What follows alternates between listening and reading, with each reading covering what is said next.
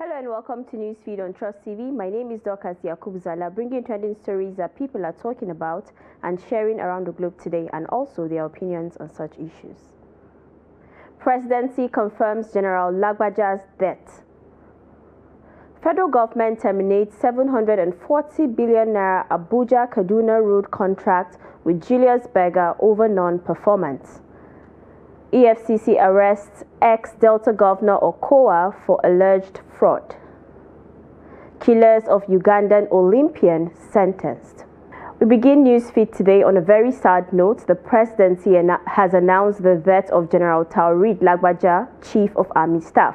Bayo Onanuga, Special Advisor to the President on Information and Strategy, announced this in a statement on Wednesday. He passed away on Tuesday night in Lagos after a period of illness. Born on February 28, 1968, Lieutenant General Lagbaja was appointed Chief of Army Staff on June 19, 2023 by President Tinubu. His distinguished military career began when he enrolled in the Nigerian Defense Academy in 1987. On September 19, 1992, he was commissioned as a second lieutenant in the Nigerian Infantry Corps as a member of the 39th Regular Corps. Throughout his service, Lieutenant General Lagbaja demonstrated exceptional leadership and commitment, serving as a platoon commander in the 93 Battalion and 72 Special Forces Battalion. He played pivotal roles to numerous internal security operations, including Operation Zaki in Benue, Lafia Dole in Borno, Udoka in southeast Nigeria, and Operation Forest Sanity across Kaduna and Niger states. Lieutenant General Lagbaja is survived by his beloved wife, Maria, and their 2 children. President Tinubu expresses his heartfelt condolences to the family and the Nigerian Armed Forces during this difficult time.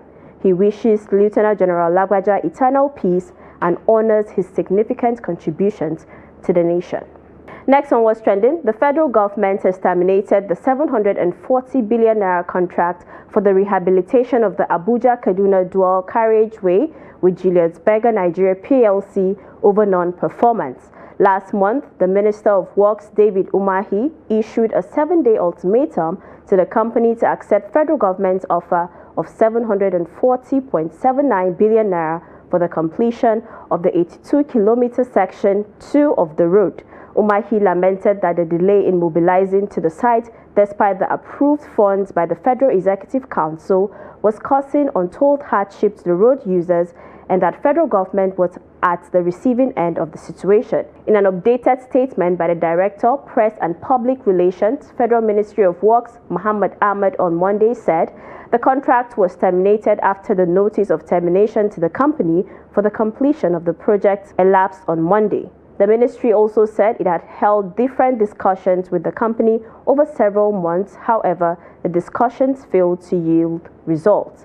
While the Kaduna Zaria section has been completed and the Zaria Kano section is almost done, the Abuja Kaduna section has recorded 27% progress in 6 years. Umahi, at an event, also accused the company of playing politics with the highway to make the current administration look bad.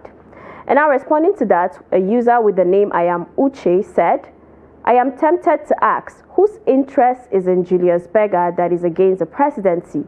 It seems they're on the wrong side of the government." The next reaction is from one Ago, and it reads, "I support that. Julius Berger has been working on Lagos-Ibadan Expressway for over 20 years. Them sabi delay projects like snail." And the last reaction on this story says, "But Julius Berger is claiming they have not been paid. Federal government approved, but they haven't gotten money. Who we go believe now?" Our next one was trending. Operatives of the Economic and Financial Crimes Commission, EFCC, have arrested a former governor of Delta State, Is Okowa, for alleged diversion of 1.3 trillion naira, 13% derivation fund from the Federation account between 2015 and 2023. An EFCC source confirmed the former governor's arrest to newsmen on Monday. Okowa was arrested on Monday, November 4, 2024 in Port Harcourt, Rivers State, when he reported at the Port Harcourt Directorate of the EFCC on the invitation of investigators handling his matter. The former governor was alleged to have failed to render accounts of the funds as well as another 40 billion naira he allegedly claimed he used to acquire shares in UTM floating liquefied natural gas. Specifically, Okowa allegedly bought shares worth 40 billion naira in one of the major banks in the country, representing 8% equity to float the offshore LNG. The funds were alleged to be used for other purposes. Investigators are also investigating the diversion of funds by the former governor to acquire estates in Abuja and Asaba in Delta State.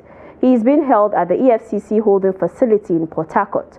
Okowa was the running mate to Atiku Abubakar, the presidential candidate of the People's Democratic Party, PDP, in the 2023 election.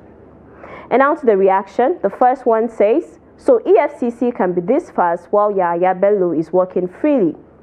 The next comment is from one Mayor Bravo, and it says, your family is living comfortably because you represent us, but you still the robbers, Baba, waiting una one really carry this money do.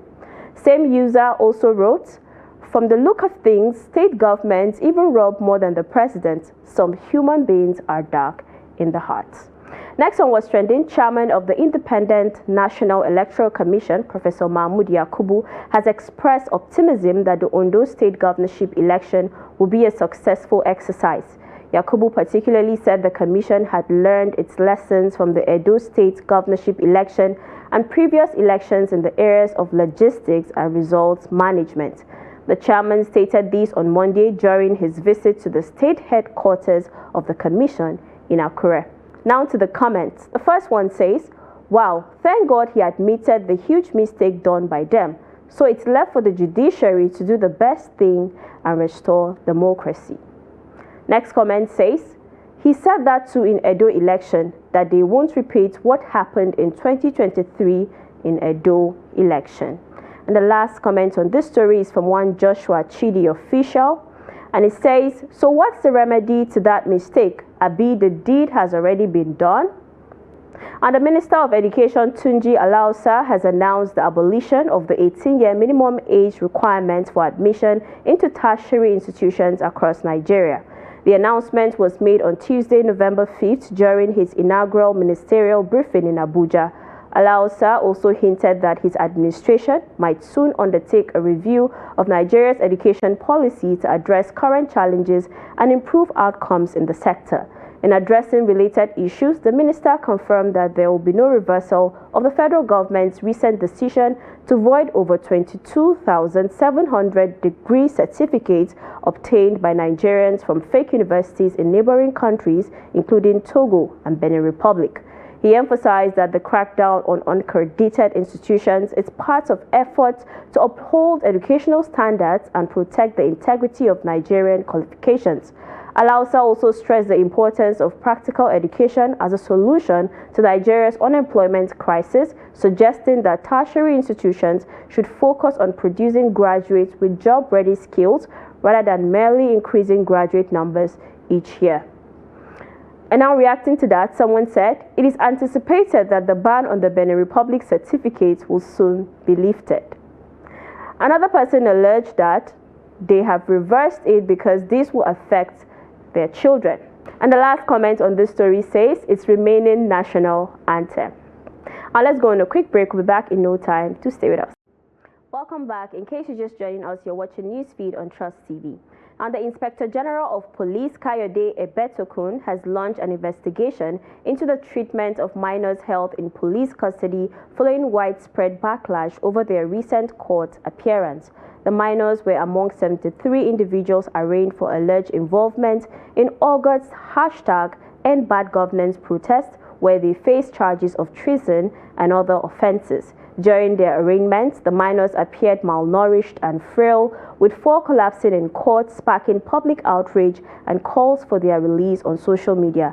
Lateef Fagbemi, the Attorney General of the Federation, subsequently requested the minors' case files from the police. President Bola Tinubu, responding to the outcry, ordered the release of the minors and instructed a thorough investigation into their arrest and detention.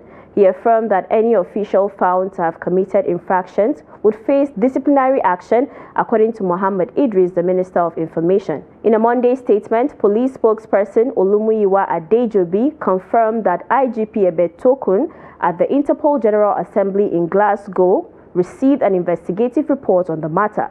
The IGP has vowed to address any procedural issues uncovered by the police. And now to the comments. The first one is from one Uzo Anderson, and it says, "But I thought he said they were not minors and that some of them are married and some are graduates. Abina, another story I read." Next comment says, "Same IG that said the kids were faking the fainting, now he is probing." And the last comment on this story is from one Timi Olowo, and it says, "Yes, sir, I support you 100%, but don't forget to also probe why we the poor masses can't eat 3 triangle meals in a day in Nigeria since T-Pain took over office." Now, still talking about the End Bad Governance protest, Vice President Kashim Shettima on Tuesday advised the now-released minors earlier detained for their role in last August's protest to turn a new leaf and build responsible futures. Addressing the minors at the State House Auditorium, Abuja, Shettima argued that President Bola Tinubu's decision, made on humanitarian grounds despite evidence of wrongdoing, was an opportunity for personal reform. He encouraged them not to let themselves be drawn into violence or actions that could harm public and private property, noting that the protest had resulted in a 300 billion naira economic loss. And responding to that, a netizen said, "Wrongdoing for protesting against hunger and bad governance, we have a long way to go in Nigeria." The next person is saying, "Instead of addressing the real root causes of why these minors were caught up in this protest, the Vice President is giving counseling. Truly misplaced focus." Next comment, which is the last on this story, is from one Yusuf Abiola, and it says, "Just release and compensate them, which money una lose." And now on the foreign scene, the mother of Benjamin Kiplagat shocked people in Kenya, which has seen the killing of a number of other elite athletes in recent years. Peter Ushuru Kalumi and David Ekai Lokere were sentenced for 35 years for the mother of the Olympian who was stabbed to death on New Year's Eve. Benjamin's mother, Elizabeth, talked in court about how her son, who started his career running barefoot, had worked hard to become an international runner and the family's breadwinner. Now to the reactions. The first one says, 35 years. Did I read right? Why isn't that a life in prison sentence? The next comment says, we also demand justice for Rebecca Cheptegei and this should end from there. Why are athletics being killed? Why is it increasing? And the last comment we take from the program today says, crazy life should mean life. You can't bring the people back. So sad, and they worked so hard to achieve their goals. Rest in peace. And that's a wrap on the program today. Do also follow us across all our social media platforms for more programs, news, and documentaries. Until next time, goodbye.